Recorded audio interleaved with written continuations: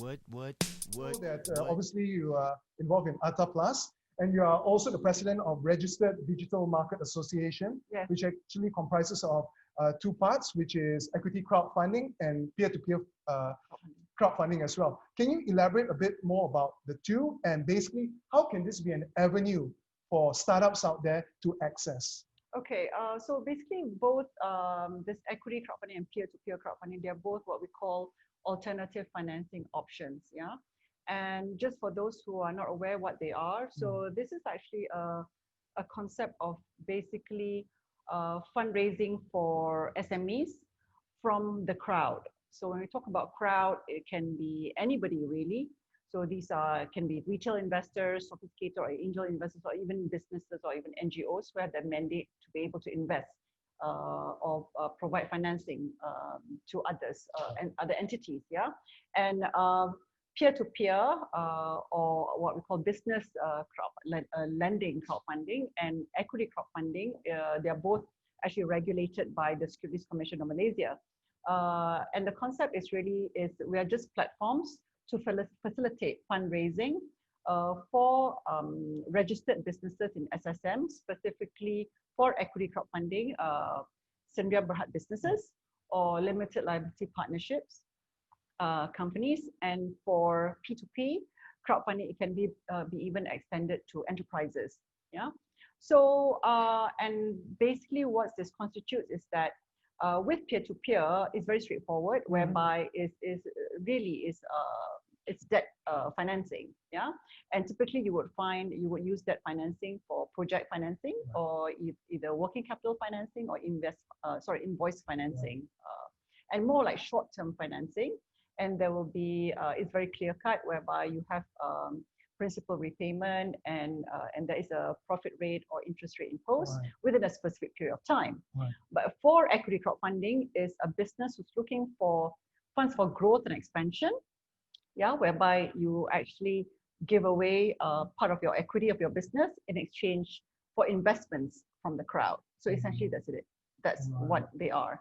Okay, fantastic. So this is something that, in fact, all business models, business owners can actually access, right? Yes, correct. But the downside is, before anyone gets excited, there are criteria, because it's not one shoe fits all. Could you elaborate a bit more in terms of, for those startups out there who are looking at these options, what are the normal requirements that you are accustomed to? Yeah. So basically these are what we call compliance requirements or criteria, general criteria set out by the Securities Commission of Malaysia, and this is within the equity crowdfunding and P2P framework, yeah.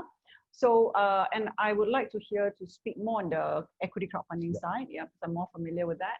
So for equity crowdfunding specifically, you must be a legal entity that's registered with the ROC. Yeah, it must be registered with SSM.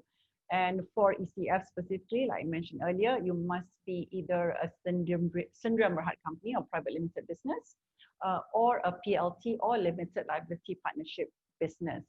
Now, in terms of your paid up capital requirement, it cannot be more than 10 million ringgit. And the company cannot be a subsidiary of a public listed company. And finally, the company cannot be, the main activity of the business cannot be in investing into other businesses, yeah, unless you are a licensed venture capital or private equity company licensed by the Securities Commission of Malaysia, yeah. So these are specifically the key criteria in terms of statutory requirements. In terms of the other set of requirements, which is you must have a 3-year business plan with a corresponding 3-year financial projections, which is essentially your cash flow, P&L and balance sheet. So those are the key requirements. On top of that, if you are more than a year old, you must have your latest audited accounts, audited report ready and submitted as part of the application requirement, and also your latest management accounts. Wow. Yeah. Quite a fair bit, huh? Yeah. So having a proof of concept on paper, not good enough. No, you know, so I mean, it would be good if you have traction. Yeah. And traction doesn't mean sales, yeah? So a lot of people ask me whether, oh, you must have sales and so on. But if you look at, for example, Facebook, their strategy was not about revenues. Their strategy was about how many members do I have, because it's the eyeballs, because the monetization strategy comes later, right? So it really boils down to the strategy of your company. Yeah. So attraction, that's important. Your management team, your value proposition, your market size, market opportunity, or even how you package your investment offering. That all plays into how a crowdfunding campaign can be successful. Right, fantastic. Now, as you say, proof is in the pudding. So from your experience, Atta Plus, any success stories that we can share with our viewers out there? Yeah, out of the total number of companies that we've helped out, so we've facilitated the successful ones about 65%. And the notable ones I would like to mention here is our very first company that we helped fund for their fundraising campaign is Scaleup Fund. Okay. And Scaleup Fund is interestingly a social enterprise, or what we like to call them an impact investment. And prior to meeting up with us, they actually spent about more than a year to try to raise funds, and typically from angel investors and VCs, and they talked to more than 100 VCs and angels, and unfortunately they did not receive any traction from there. However, when we met up with them, we said we feel that the crowd would resonate better with your value proposition. And true enough, through equity crowdfunding, they raised slightly more than 300,000 ringgit. And if I'm not mistaken, from over 20 investors. And it was a very nice crowdfunding campaign. The smallest amount was 10 ringgit, and the largest was 50,000. So it was a nice spread. They had 350,000 investors, and the rest ranged from 3,000, 1,000, 200, 300, 10,000, 30,000, and so on.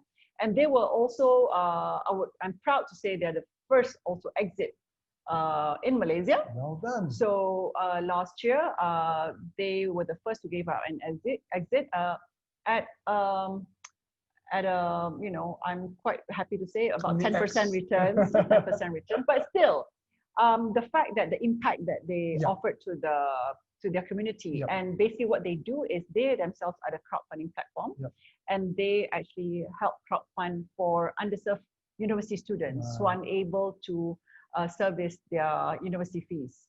So the crowd really helped a lot in that. So the impact to the community is really huge. Fantastic. So it shows that it's not only about being able to make money, you can actually give back to community, doing good and playing your part as well. And this is the perfect golden nugget for those of you who are in social enterprises or impact industries. Perhaps ECF is something that you should consider in terms on the funding side of things, right? Okay. Now, moving on, of course, just a reminder to all our viewers out there, if you have any burning questions, feel free to use the chat function and type in your questions, and then we'll be more than happy to get our panelists to answer them later. Now, moving on, in a recent survey by Magic involving more than 200 over startups, 35% of respondents say they needed loans, while 23% asked for grants and subsidies. Now, this question obviously will be directed to Xelia, given your, time, your tenure in what you call it, Cradle, as well as in Scaleup right now. So what are your thoughts in terms of this current scenario here, in terms of funding options for startups? What would you recommend to them? So thank you for the question. And I've actually been with the funding side of the business, but with different agencies with the government over the past years, both MDB, Bank Simpanan, and Cradle. So I think in terms of funding options for startups, it has always been there.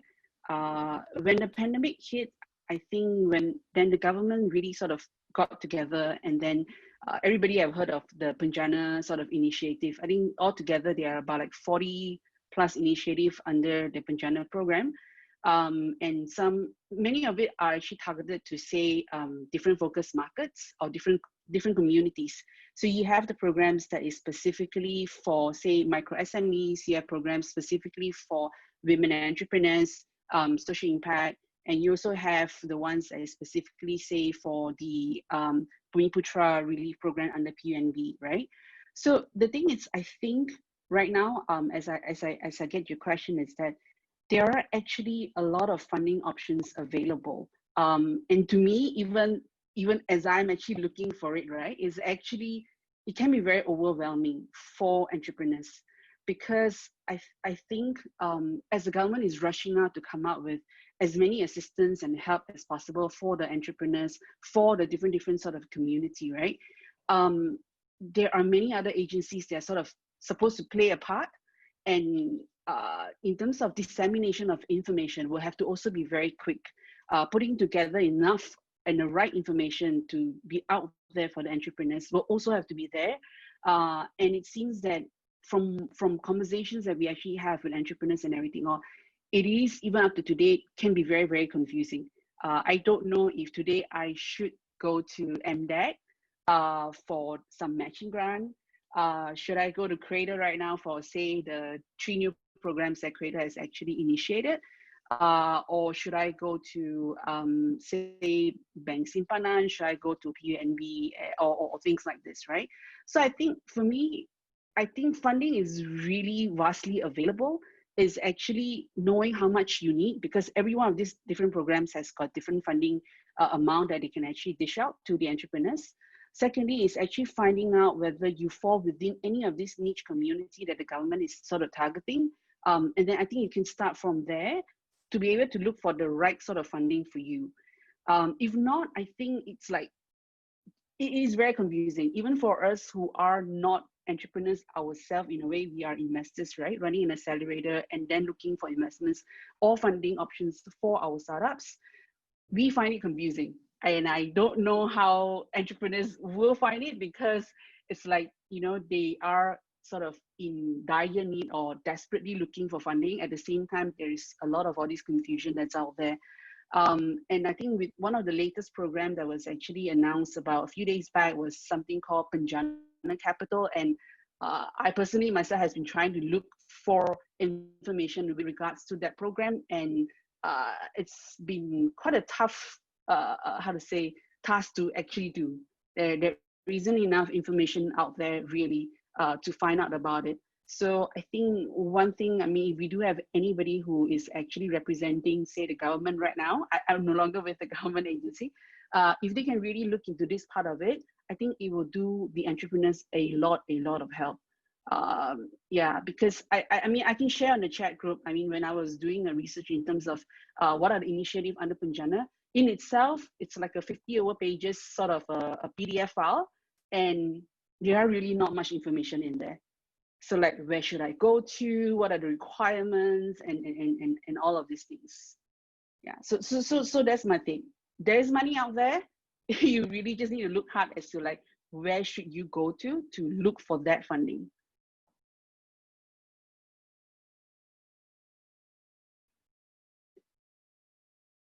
I think the best thing to do right now, Xelia, is to contact Punjab Capital Sdn Bhd directly. I had a chat with them yesterday, actually. So we can talk about it after this. I'll give you a call. Yes. Yes, ma'am. Don't forget to clue us in. Yep. Right. Okay. Now, of course, we have some very good questions out there. Thank you for keep them coming in, because obviously we want to share and give back. So here's a question from Daniel Tan.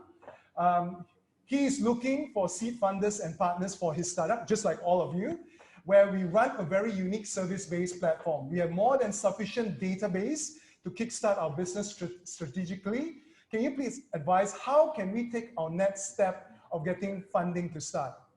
So since you're sitting next to me, what do you think, based on his basic information? Yeah, I mean, I think you can opt for a few options at the moment. Number one, obviously, is angel investments. Okay. So you can actually put your business plan together and submit your idea or a pitch to MBAN. MBAN runs a monthly pitching session for its angel business community.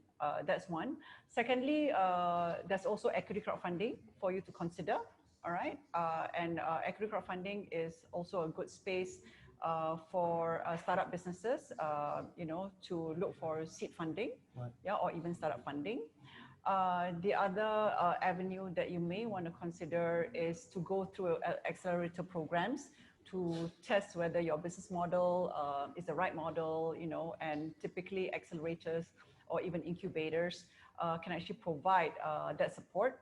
So there's many accelerators out there, but choose the one that fits you.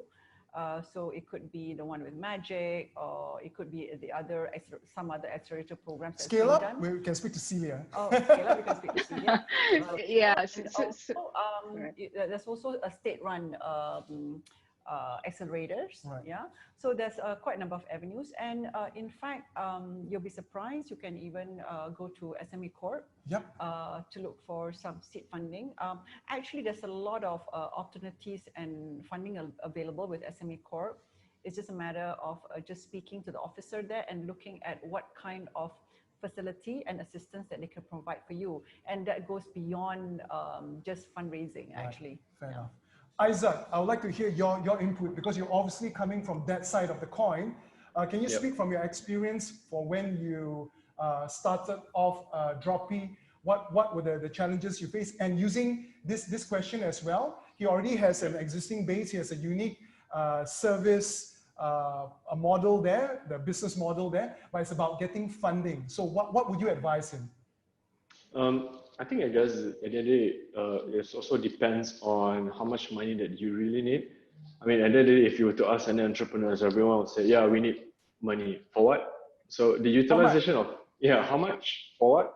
Just kind of utilization of funds is something that is quite crucial. And the more we start to speak with a lot of the entrepreneurs, most of them don't really know exactly how much money do they need, how much dilution that they want. In fact, we've also met a lot of other entrepreneurs who have no traction, no website, no nothing, no fundamentals at all, and already starting to ask for about 10 million valuation. It's just not going to work. We're not in Silicon Valley as much as we really like to be, but we're not. So I guess some part of it is that you really need to know your business model. Obviously, like what Elain mentioned earlier, there are a lot of other alternative accelerators, incubators, grant option, and of course, the best is, I know a lot of people said that raising from venture cap is very expensive, but at least on my experience, I feel like raising from venture cap is one of the best, simply because that if you know exactly what you're doing, you know what the money is actually needed for, VC is the one that can really help you to really grow. But it's not that easy. Usually the terms are also quite tough, but at the end of the day, the VC will not make any money if you don't make any. So that's my 2 cents. Yeah. Fantastic. Xelia, just since we're talking about all this, I think this is perfect for you based on what Aizad has mentioned. An accelerator, in fact, would be perfect for this kind of scenario, right? While they have the idea, while they have the concept, but on the operational side of it, in terms of the funding, in terms of getting the business strategy, the business model perfect, I guess that's where the accelerator is perfect, because of the hand-holding and the guidance you give them over that 12 to 24-month period. What's your take on that? So yeah, I think basically an accelerator would probably be the best way for companies who actually want to basically test out the business model, test out the market and all. And I think in Malaysia, there are many accelerators besides Scaleup Malaysia. And one of the things that we are a little bit different from the other accelerators in the market is that we don't really look at too early stage companies. We basically look at companies which are already sort of post-revenue, need not be profitable, but as long as you are already revenue making and you have tractions, right?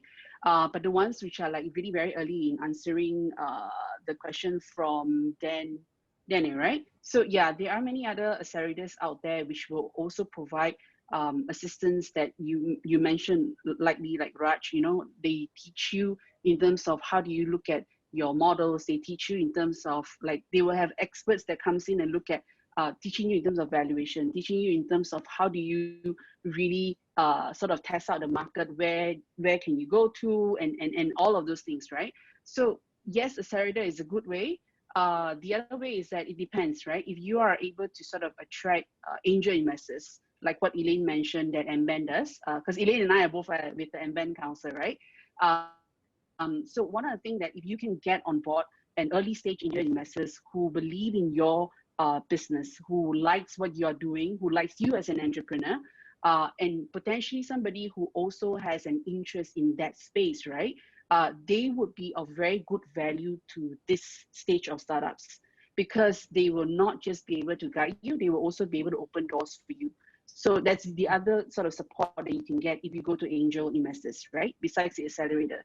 I think thirdly, where we potentially be in touch with is basically where I used to be, which is Cradle, on the grant side. So if you were to go to Cradle right now, prior to this, yes, we were only doing what we call CIP 300 that does commercialization, but the latest program that Cradle has actually introduced do have the CIP Ignite program, which are actually meant for very early stage companies, which are now building sort of prototypes, and they will have funds in there that allows you to do market validation and all of those things.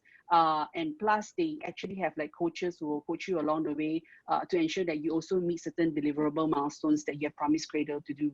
So all of these programs and all of these different sort of sources of funding, there are a lot of benefits in it. If you can find the right investors. Like Aizad say, right? I think VC funding is really good for his stage of company, right? But again, you must also find the right venture capital that you can resonate with. We always say if you get the wrong investors on board, from day one itself, they potentially could kill your business already. So you should not be at a stage whereby you are so desperate for funds that you would actually want to sign off your subscription agreement and shareholders agreement with anybody that can give you money. So I think that it's one caution that I would like to sort of put forward to the entrepreneurs, especially the ones who are in a very, very early stage of their startups. Right, fantastic. Just very quickly, since you brought up Accelerator and got all our viewers very, very excited here, how do they get involved with an accelerator? Like, how do they join your cohort, which Scaleup has? Because I'm sure there are very, very stringent criteria there. So many applicants, but at the end of the day, you have to pick the very best. So can you very quickly tell us what the criteria are? Okay, so in our cohort 1, and similarly, probably I'll take an opportunity that do look out for potentially our launch of our second cohort, which will be coming up really very, very soon. The key criteria that we look at, we are sector agnostic. But we do prefer technology startups if it's possible, where there is actually huge growth potential that we can actually look at. And in terms of selection, we also look at in terms of the entrepreneurs. I think with every sort of investors, right, they want to be able to work with entrepreneurs that they believe that they can sort of coach, and somebody who can work with them. As an accelerator program owner, we work with our startups like partnerships. We don't look at it as if like certain investors will look at it is I invest in you, I want all of these targets to be met. By this date, I'll be chasing you down the road and I want you to give me all your P&L and your balance sheet. I want to sign off on all the checks that you do. From the accelerator side of things, at least from Scaleup Malaysia, we look at companies who are already post-revenue, like I mentioned earlier. We look at founders that we believe has a strong potential to work with us and allow us to also work together with them to grow their business, not just locally, but potentially regionally, right? Thirdly, we also look at definitely the growth potential. Need not be in a specific sector. For as long as we see that you have that sort of a growth rate in there, then we will actually sort of consider getting you into the program. All right, thank you so much, seniors. And you heard it here first. Scaleup Malaysia will be setting up their second cohort very, very soon. So all you potential entrepreneurs, startup wannabes out there, be ready for that opportunity. Now, as you can see, our second poll is already up and running. And it's basically, what is stopping you from getting the funding that you need? Yeah, you can see various options there. So for viewers, please click appropriately. We would like to find out where are the difficulties that you're facing right now, and hopefully our esteemed panel here will be able to share some insights. I think they probably would have answered some of your questions previously, but we are always keen to find out where you stand in the bigger scheme of things. Now, while we're getting the results from that poll, we'll move on to our next question, and this is obviously targeted at Aizad. First and foremost, congratulations on your journey thus far. I think it's been a long winding road for you the last 3 to 4 years, and I understand that you recently had a very successful 1.3 million US dollars seed funding. And could you just share with us a bit more in terms of how it has gone about for you in terms of funding from those days when you first started out with that 500,000 ringgit grant from under Superb from Teraju, and to where you are today? Oof, that's actually a very, very long story. But don't forget, we actually also got a lot of support from Cradle since the beginning as well. I think just to give like a very high level summary, right? It's actually very important for you to really understand your business very deeply. Even like for Dropee itself, we actually did 2 pivots before this. Initially, when we first started, we were just focusing a lot on drop shipping, hence the name Dropee. And then we pivoted into purely on marketplace.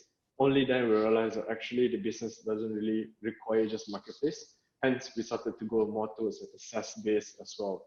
And I think we are very proud to say that we are literally the first one in Southeast Asia to have a SaaS-enabled marketplace in our business, where we actually cater to all those businesses to transact everything all online and offline. And I think because of that, also we've also gotten very big clients like those that we can name: Petronas, British American Tobacco, Unilever, and so forth. But I think for this topic by itself, I just wanted to share at least in our opinion how we actually managed to successfully fundraise from a couple of international investors.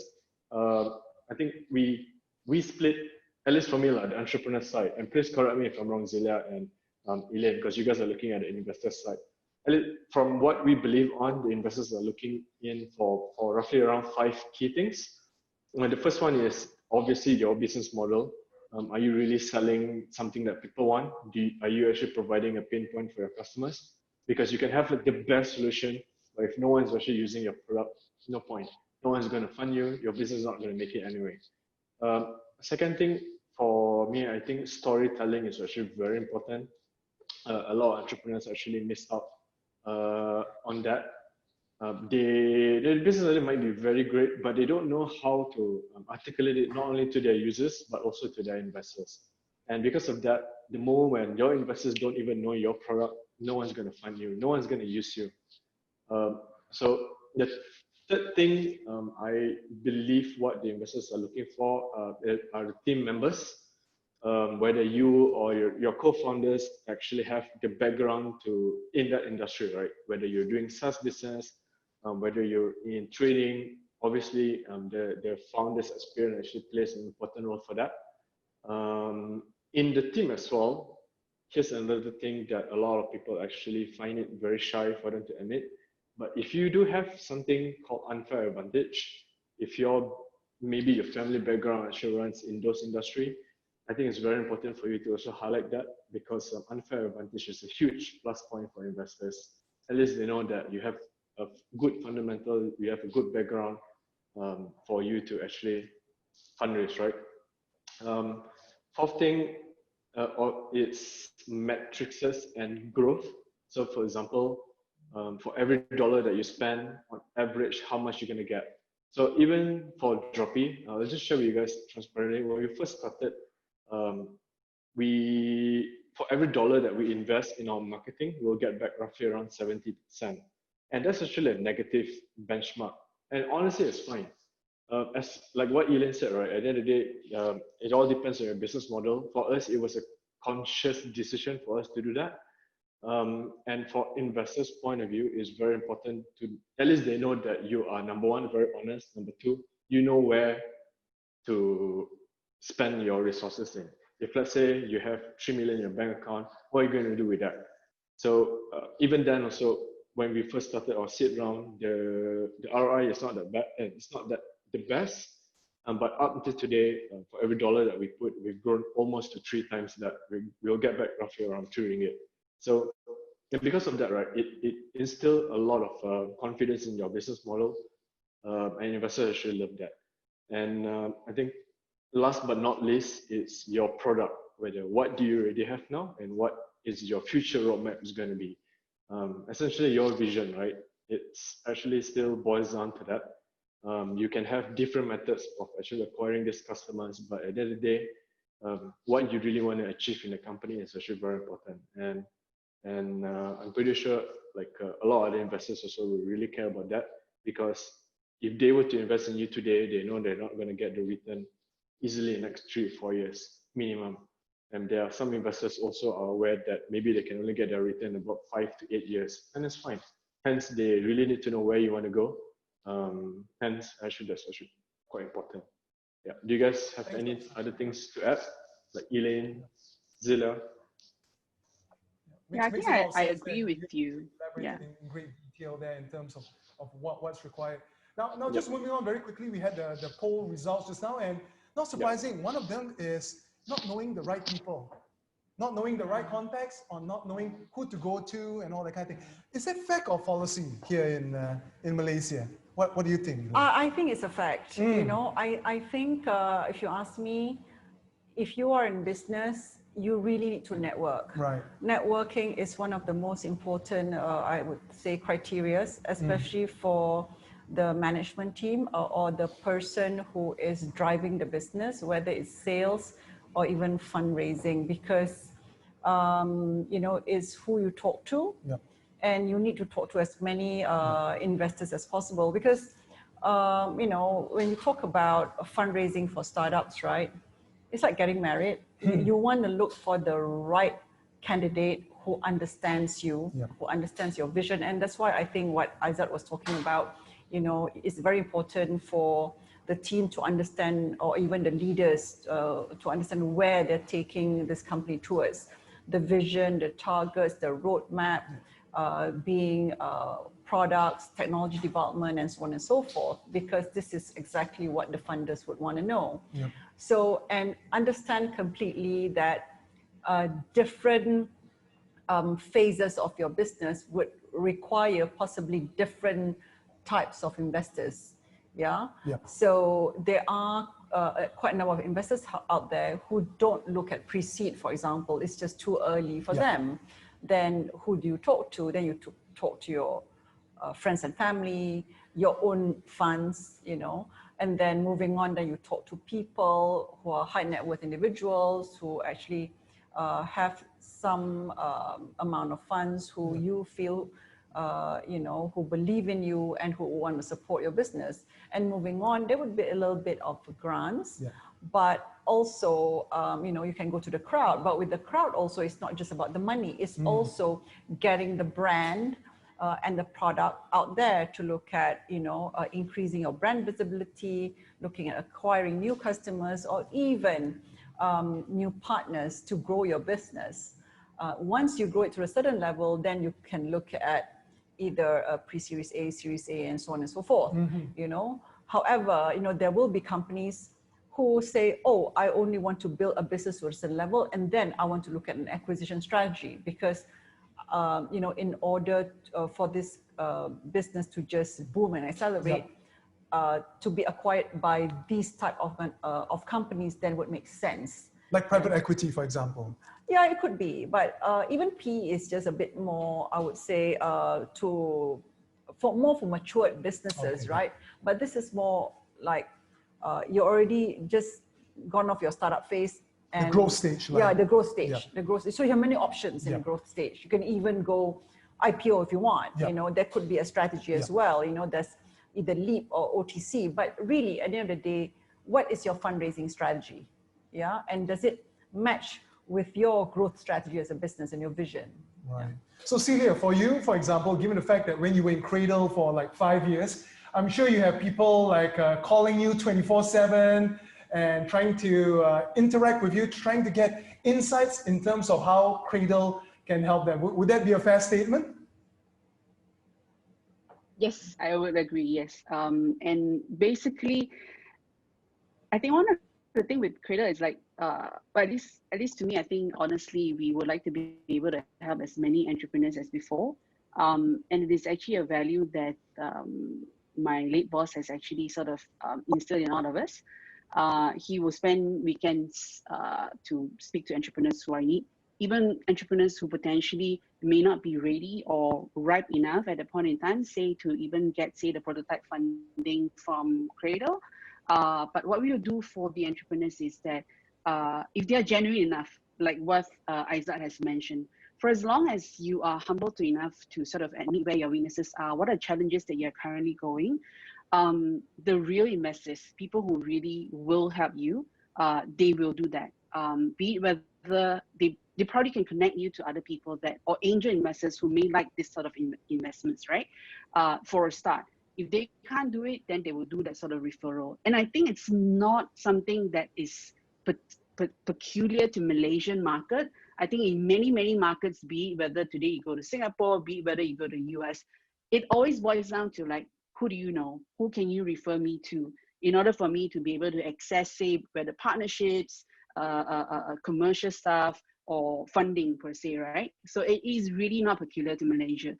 Echoing Elaine, yes, you will have to go out and sort of expand your network. And I always like to caution entrepreneurs is that it's good to build networks, but you also must be sort of smart enough to know what sort of networks that you should, after initiating, you may want to sort of keep it at a little bit of an arm's length, right? Because there are many what we call buayas out there as well. I'm sure like Aizad, you probably would have seen some investors which ask you for an arm and a leg and stuff like that. There are many sort of investors like this out there in the market too. And the best reference point really, if you can expand your network as an entrepreneur, is really build a strong, solid network with your fellow entrepreneurs, because they are the ones who will be real with you, and they know what sort of challenges you are going through, right? You don't just build networks with, say, the VCs and the investors and stuff like that. Really, you have to build that strong network within the community of entrepreneurs, because really from them, people like Aizad and stuff like that, he will be more than happy to share with you with his journey, more than happy to share you, hey, who are the people that you should speak to and who are the people you should shy away from. And references from other entrepreneurs is very, very key. And that is something that I would like to sort of caution a lot of entrepreneurs. If you're new in this game, new in this ecosystem, do speak to fellow entrepreneurs who have gone through and all of this sort of different programs, gone through different phases of raising funds from different people, different agencies and stuff like that. They will be able to give you the true stories. Fantastic, fantastic. Thanks so much for your insights there. Now, I think we got a couple of questions as well, which we'll try to see if we can help us. Well, okay, here's a very, yeah, we've got a couple of questions coming up which we'll try to answer with the help of our panelists. Well, this is coming from Ahmad Fadli. Hi, I'm handicapped. I would like to know whether there's any opportunity for disabled people for funding. His startup is related to media and communications. And for this kind of business, any info for this kind of business, if you want to raise funds to make money. So what are your thoughts there? I mean, first and foremost, how are you running the business? You know, are you running a business as an impact investment, you know, or impact business, you know, because if I look at the second part of this question, they actually do a typical business that does communications, right? A more traditional business. Yeah. So are you talking about funds for people, disabled community to run the business? It's like funding for women, for example, women business owners. Right. Because if you look at the business, for equity crowdfunding, we just look at a business as a business. Yeah, whether it be an impact business or traditional business or whatever business, you know, we don't really look at, you know, whether you are physically disabled or not. To us, you are either a capable or incapable entrepreneur, you know, and we will look at it from that perspective. At the moment, I'm honestly not aware of any funds that is specific for entrepreneurs who are with disability. Yeah. So that's one. I mean, what I know of is that there are funds out there that's specific for women entrepreneurs. Yeah. So that's number one. Number two is, I mean, as a business, if you have a clear business plan and roadmap, and with a clear financial projections, with traction and a great story. All the criteria you mentioned earlier, right? All the criteria we mentioned earlier. You're good to go. Yes, yeah. So you can try any one of the avenues depending on what your funding strategy is. Yeah. Xelia, could you give us any insights from your time in Cradle? Have you come across any funds or financing towards those with disability?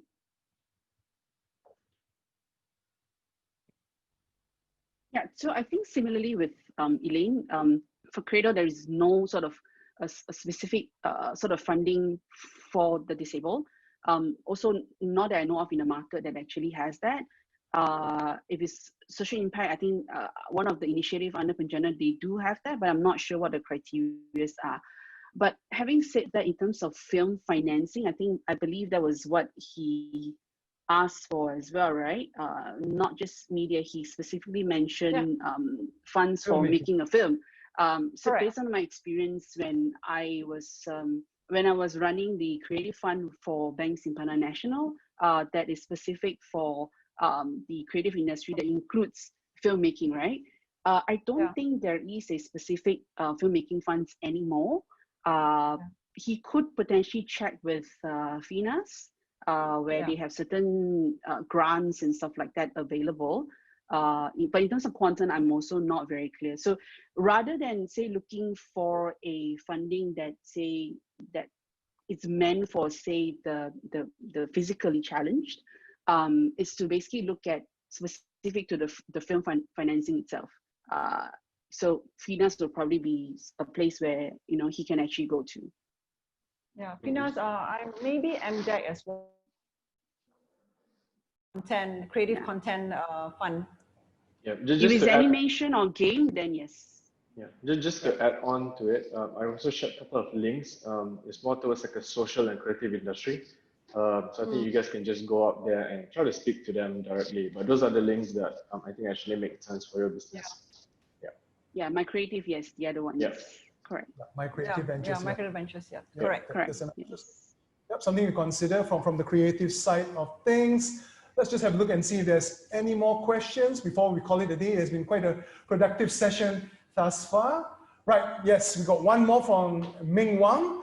Is there a bias towards businesses operating in Malaysia, namely with a startup incorporated here, but with customers abroad face more difficulty getting grants and government-backed funding? Yeah, I mean, no, I think businesses are encouraged to expand. In fact, it's even better, isn't it? You're looking at a global market. Absolutely. So expansion is not just talking about expansion within the country, but if it makes sense for the business, yes, to scale across geographic, various geographies, right? So yeah, it is encouraged to expand. And obviously, with the right model, the right markets, and the proven business models and traction again, and there's clear plans, there are funds that supports, and if you look at debt perspective, right, there's Exim Bank that promotes or that supports import-export kind of business, there's Smart Trade as well. And specific to what I do, the equity crowdfunding, we do have businesses who are, who we are facilitating to expand the business across the region. So there's nothing stopping it, and there's, basically we're very open to it and we're encouraged, really, like you say. True. I think, Aizad, you also be a good person to answer this, given the fact that Dropee is in fact looking at the Singaporean market this year, if I'm not mistaken. So in fact, the government or basically funders would be more than happy to in fact help you grow your company, because you're looking beyond being just a jago kampong, right? And looking at the world as a oyster. Yeah, actually, that's true. I think the more we spoke to a lot of investors, they are a lot more impressed the more when they see that, oh, we actually have clients over in Singapore or in Thailand or even in Indonesia. Simply because that, again, you want to really scale up your business, right? You don't want to just do it here based in Malaysia unless you're very confident that the market size is big enough, then by all means. But the best way is for you to really prove to whether it's investors, whether it could be the government grants, or even ECF, it doesn't matter who, as long as you can actually prove to them that you have an existing clients that are subscribing to your business, using your solution outside of Malaysia, I think is actually definitely a plus point. And in fact, that's even for Dropee itself, that's how we actually close a lot of international investors, simply because that we already have existing clients out there that are subscribing to our business. Yeah.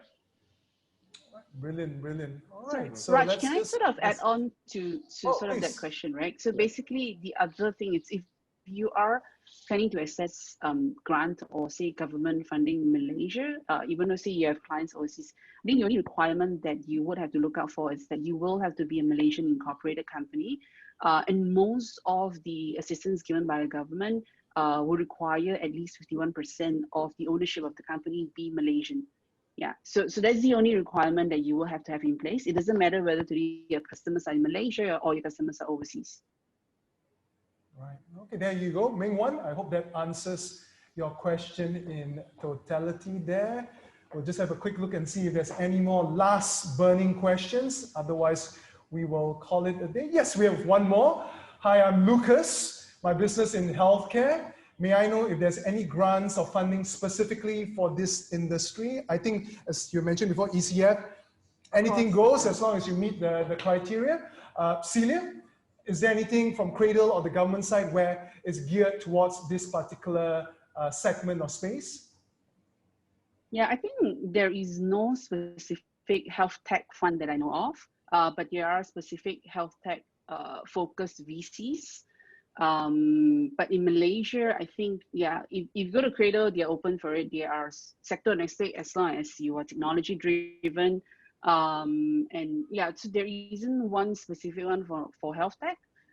So yeah, you can consider Cradle, especially if you are still very new and you have not really rolled out. Their early stage programs, the Ignite one will probably be the one that's suitable for it. Okay, brilliant. All right, thank you so much for that. So basically, currently the grants and funding is open to all as long as you have a compelling story where you have a need to meet, then I guess there's always opportunity. And healthcare is a booming, I believe it's a blue ocean industry here. So if you have a great idea, please, there are many options out there, do consider it. And hopefully you might be the next unicorn, or as they call it now, Pegasus. That's the new one now, right? Taking it to the next level. With all these various acronyms and all.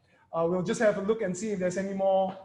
Last question? No, I think that's right. Calling once, going twice, and done. Last but not least, I would like to thank all our esteemed panel, Elaine, Celia, as well as Aizad. Thank you so much for all your sharing. It's been really good, and I think it's been quite informative and illuminating for all our viewers out there. We hope that you managed to take one or two golden nuggets away that could help you in your quest or your journey in the world of startups. And who knows, you could be Malaysia's next big thing. On behalf of Capital TV and Broadcast Maker, my name is Raj Aria. We hope that you continue to follow our series, which will be coming up in due course. Do stay tuned. And with that, I bid you a warm farewell. Take care and good day.